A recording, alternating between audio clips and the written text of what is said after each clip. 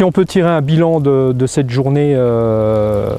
commune des chambres d'agriculture de la Haute-Marne et de l'Aume sur la dynamique barrois, je pense que c'était très important d'avoir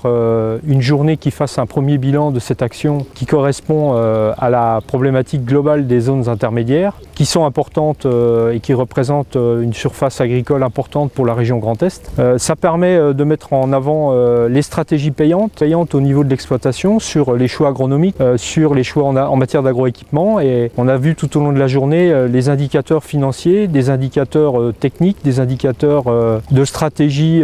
d'agroéquipement qui nous rendent un petit peu de visibilité et surtout nous éclairent sur les solutions, parce qu'il y en a des solutions. Bon, c'est important d'abord de partir d'un raisonnement sur un bassin de production comme le barrois, parce que ça nous met au cœur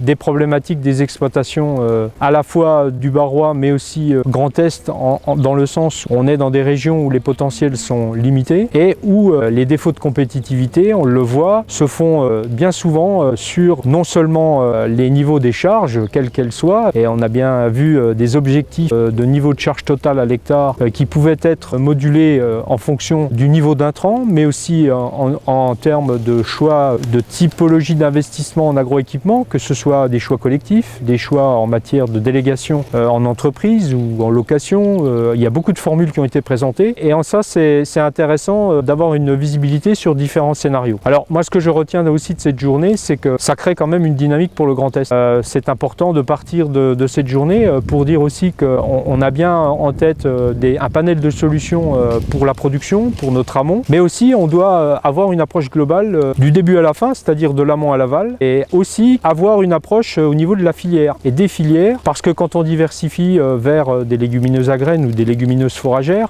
quand on fait des associations de cultures, ça a bien été également mis en avant, eh bien il faut créer des chaînes logistiques qui nous permettent de capter la valeur ajoutée, et c'est bien la finalité de cette démarche, c'est de retrouver de la valeur ajoutée durable pour les exploitations du Grand Est et en particulier pour les exploitations en zone intermédiaire.